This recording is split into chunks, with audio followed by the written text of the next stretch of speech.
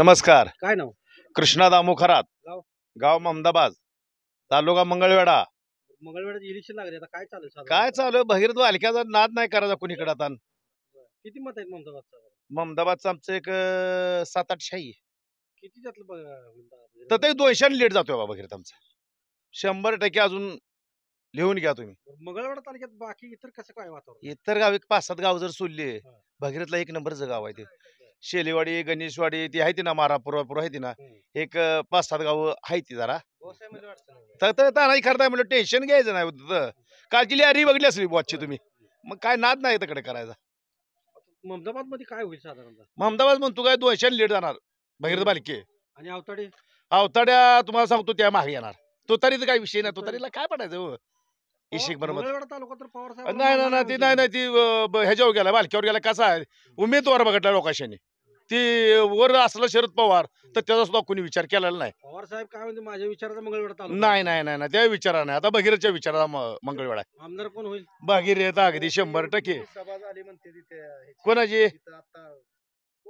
नितीन गडकरींची सभा जी झाली मोठी. ह आम्ही तिकडे त्या सभेला बघायला बी गेलो नाही, काही नाही बघा. कोण म्हणलं वादळ तुम्हाला? आम्ही टीव्हीला मोबाईल वादळ बघत नाही त्याचं.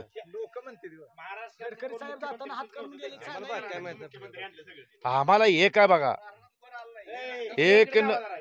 एक नंबर तुम्हाला सांगतो भगीरथ बालके येतोय. तुम्ही आज तुम्ही सांगतो 100% बसतोय. महाराष्ट्रातली एक ही पुढारी नव्हती, त्यांना पुढारीच मिळत नाही.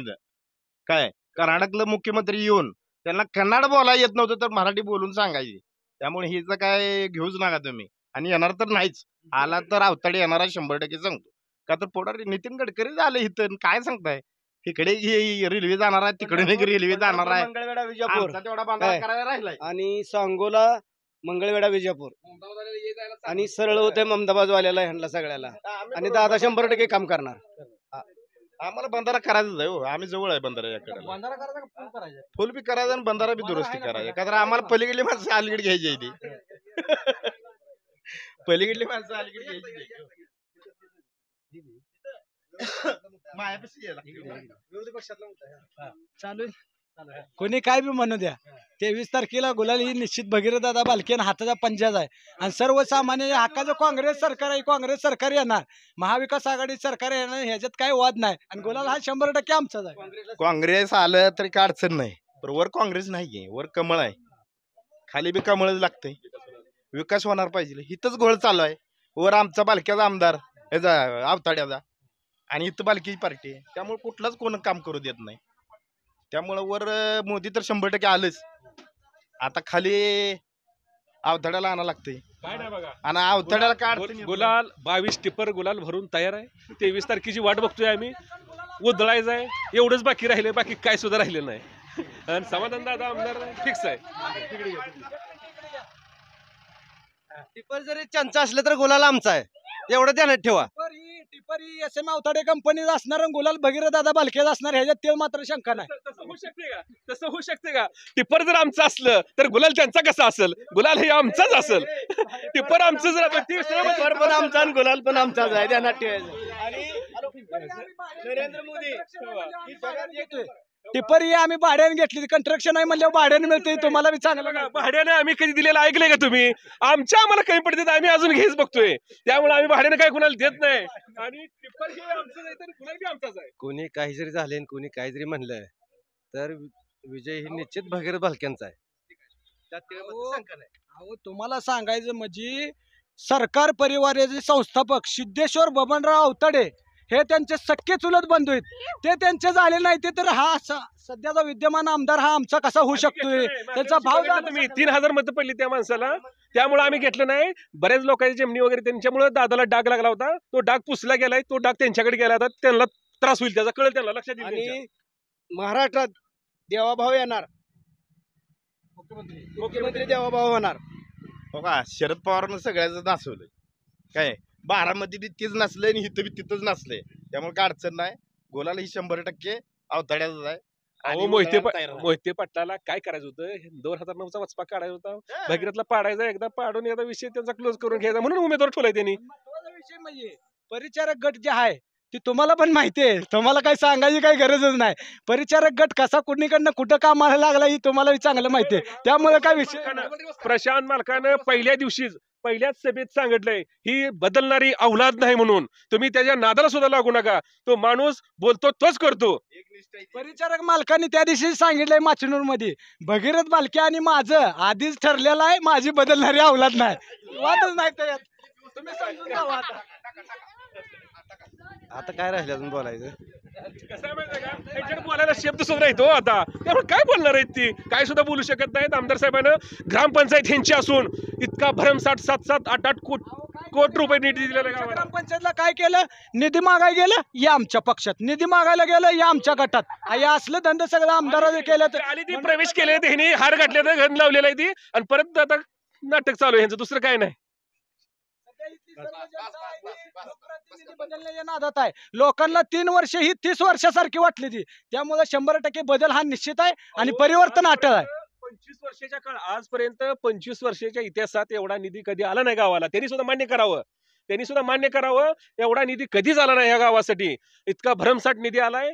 त्यामुळं निधी आलेला आहे ते आहे. परत शासनाची इतक्या योजना खतरनाक आहे त्या, लाडकी बहीण योजना म्हणा, PM किसान म्हणा, सगळ्या 1 रुपयात तुमचा पीक विमा निघतोय. तुम्हाला 7-7, 8-8 हजार भरायला लागत होतं. फुकाट तुम्हाला लाईट बिल फुकाट आहे. 7.5 HP पर्यंत माझे 4 मोटर आहेत. मला फुकाट पैसे भरायला लागत नाही, 0 बिल येतंय. त्यामुळं आम्ही सर्वजण भाजपच्या पाठीशी आणि भाजपचंच सरकार येणार आहे. 3,000 कोटीचा जर निधी आला असता, जर विकास जर झाला असता, तर आमदाराला एवढं बोर्ड लावायला गरज पडली नसती आणि ऐन आचारसंहिता टायमाला यांना उद्घाटन करायची परिस्थिती आली नसती. महत्वाचा विषय तुम्हाला सांगायचं म्हणजे, जर 3,000 कोटी निधी आला असता तर आमच्या पंढरपूरचं स्वित्झर्लंड झालं असतं, ह्याच्यात काही वाद नाही. आणि गटारी तुंबल्या नसत्या, पंढरपूरच्या गटारी तुंबल्या नसत्या, मंगळवेढच्या गटारी तुंबल्या नसत्या. आमच्या सर्व संघटनेने रेल्वेचे इंजन जे आपले दिलीप बापू धोत्रे त्यांनी स्वखर्चातनं आणि बाकी इतर मित्र पक्षाच्या वतीनं आमदाराच्या ऑफिसच्या समोरचा खड्डा बुजवलाय. आणि 3,000 कोटीचा निधी कुठं आणलाय हे आम्हाला आमदारांनी दाखवून द्यावं. अहो, ह्यांना माहिती व्हावं म्हणून आम्ही प्रत्येक गावात लावले बोर्ड. ह्यांना माहिती 3,000 नाही, 3,700 कोटीपेक्षा जास्त. त्यात अजून पंढरपूरच्या MIDCचा नाही, 1,000 बेडचा त्यात उल्लेख नाही. इतका भरमसाठ निधी आणला. ह्यांना माहिती व्हावं आमदारांनी निधी दिला का नाही, म्हणून ह्यांनी वाचावं म्हणून ते दिलेलं आहे. अहो, साधारणला विठ्ठल कारखाना चालवता आला नाही, हा, ही बंद पाडला आणि त्याच्यावरचं भंगार सुद्धा इकला, ह्यांना पुरलं नाही. अहो, ह्यांना जिल्हा आणि परिषद निवडून- अर्जुन बँक काढली ह्यांनी, अहो, 2 मिनिटं, अर्जुन बँक काढली ह्यांनी. त्याचं आमचं सभासद पैसे कट होऊन गेलं, ती विजय सुद्धा माहित नाही त्यांना, काही सुद्धा माहित नाही. कारण अहो, शेतकऱ्याला दुसरं काय सुद्धा केलं जिल्हा परिषद निवडून येऊ शकत नाही माणूस, आणि आमदार काय होणार आहे, कधी सुद्धा होत नाही. तुम्ही लक्षात सुद्धा आणू नका कधी. जिल्हा परिषद निवडून येऊ न शकणारा आमदार कसा होईल. आमच्या मंगळवेढच्या जनतेनं 5 वर्ष समाधान आवताडे यांच्या हातात कारखाना दिला. ह्यांनी काय केलं, बग्यास आधीच विकलं आणि त्याच्यात काडी परत टाकून दिले राहिलेल्या बग्यासमध्ये, आणि कारखाना लॉस मध्ये आलाय. का आलाय तर बग्यास पेटला. बग्यास तुम्ही आधीच गडप केलं आणि परत काडी टाकली, असला उद्योग आहे सगळा. आता हे म्हणते ते लाडक्या बहिणीचे पैसे दिले, त्यांचे प्रॉपर्टी इकून पैसे दिले का ह्याने? हे काय म्हणते ते PM किसानचा आम्ही पैसे दिले, लाडक्या बहिणीला पैसे दिले, ह्याने काय ह्यांच्या पदर बिदर ज्येष्ठ टिकून दिलं काय? इकडे बघा, ह्यांच्यात दम होता. ह्यांचं बी सरकार होतं 2 वर्ष 2.5 वर्ष काढलं ह्यांनी 8 आणि रुपये दिला नाही. अहो, ह्यांच्यात धमक आहे म्हणून दिलं ह्यांनी. ह्यांच्यात धमक होतं तर ह्यांनी बी द्यायचं होतं. दिलं ना तुम्हाला, दिलं ना 100% तुम्ही घेतलं ना, तुम्ही पात्र आहे ना त्याला. मग कशाला तुम्ही बोलता? तुमचं सरकार होतं, तुम्ही द्यायला पाहिजे होतं. नेरेटिव्ह पसरून, बरं का, ह्यांनी नेरेटिव्ह पसरून सगळ्या महाराष्ट्रात ही केलं आणि खोटं बोली, संविधान बदलायचं, हम करायचं, तम करायचं. या खोट्याला आता कोणी पसणार नाही, कारण लोकसभेला त्यांनी केलं ते आता अजिबात घडणार नाही आणि कधीच घडणार नाही. आणि काँग्रेस ही जी जनता आहे ह्या भाजपला हद्दपार करायच्या तयारीत आहे. येत्या 23 तारखेला तुम्हाला एकच सांगतोय, या भाजपच्या कमळाच्या फुलावर तणनाशक मारल्याशिवाय इथला सर्वसाधारण जनता ही शांत बसणार नाही, ह्याच्यात काय वावगं ठरणार नाही. 23 तारखेला गुलाल हे भगीरथ बालक्यांचा हाताच्या पंजावरती निवडून भरपूर मतांनी येणार आहे. त्यामुळे 100% भगीरथ बालके 23 तारखेला निवडून येणार आणि महाराष्ट्रात महाविकास आघाडीचं सरकार येणार, ह्याच्यात काय वाद नाही. काय नाही बघा, टिपर भरून ठेवले तर 23 तारखेची वाट बघतोय आम्ही. गुलाल उधळायचा आहे आणि समाधान दादा हे विजय झालेच जमाय. 100% भाजप येणार आणि देवेंद्र भाऊ मुख्यमंत्री होणार. 23 तारखेला समाधान आवताडे निवडून येणार. 23 तारखेला काय होईल? समाधान महादेव आवताडे कमळ फुलणार हे अगोदरच ठरलं. आवताडे सगळ्या रेल्वे तर फिरवणार आहे, 100% गॅरंटी. आणि कार्यक्रम करणार. पुढच्या अपेक्षेसाठी त्यांनाच का नाही निवडून येणार आहे ती, कारण आता एवढी कामं केली ती पुढल्या कामासाठी आम्ही अपेक्षा धरून बसलोय.